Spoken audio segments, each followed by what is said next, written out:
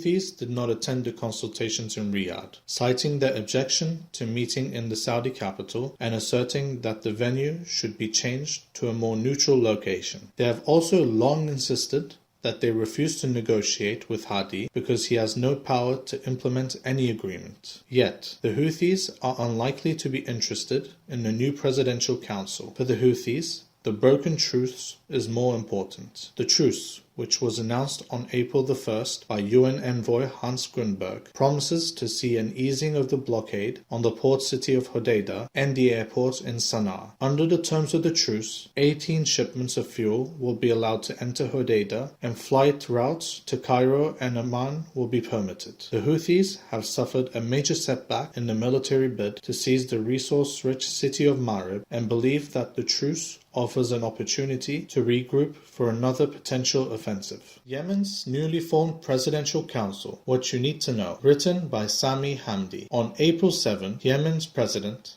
Abdrabbu Mansour Hadi announced that he would be handing over his powers to a newly formed Presidential Council in what amounts to one of the biggest developments since the war began more than 7 years ago. The announcement came during consultations that were being held in Riyadh between Yemen's various parties and surprised many Yemenis, including those present at the consultations. This has led to speculation that the Presidential Council was engineered by Saudi Arabia and the UAE and then imposed on the Yemenis under the cover of the consultations. Both Saudi Arabia and the UAE have had misgivings over the composition of Hadi's government and its ineffectiveness. The influence of al-Islah, who are considered part of the wider Muslim Brotherhood, has been a significant source of tension between President Hadi and the UAE. In this context, the dismissal of veteran Vice President and senior al-Islah figure Ali Mohsen al-Ahmar has added to the speculation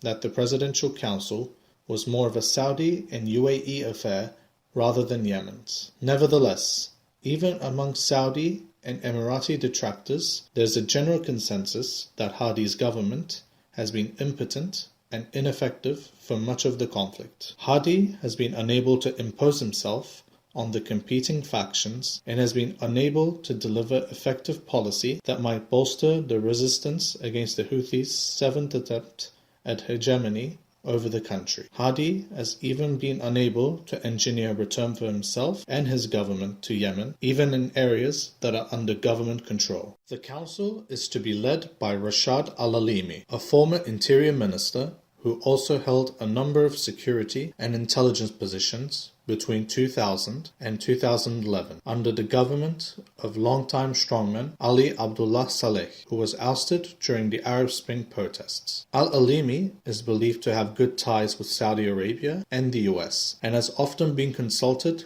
by the US Special Envoy Tim Lenderking, who is still in the process of trying to establish a credible framework for negotiations. While Hadi has a long military history himself, his influence over the security establishment has always been limited. Al-Alimi, however, is believed to have greater influence and therefore is expected to be able to exert the necessary control and power that eluded his predecessor. Along with the chair, the Presidential Council is also composed of 7 other deputy chairs, whose composition ostensibly seeks to strike a balance between the different powers and regions. The council is split evenly between the north and south and includes the leader of the southern separatists, Idris al-Zubaydi, Tariq Saleh, who was the nephew of former President Ali Abdullah Saleh, and the governor of the resource-rich province of Marib, Sheikh Sultan al-Arada.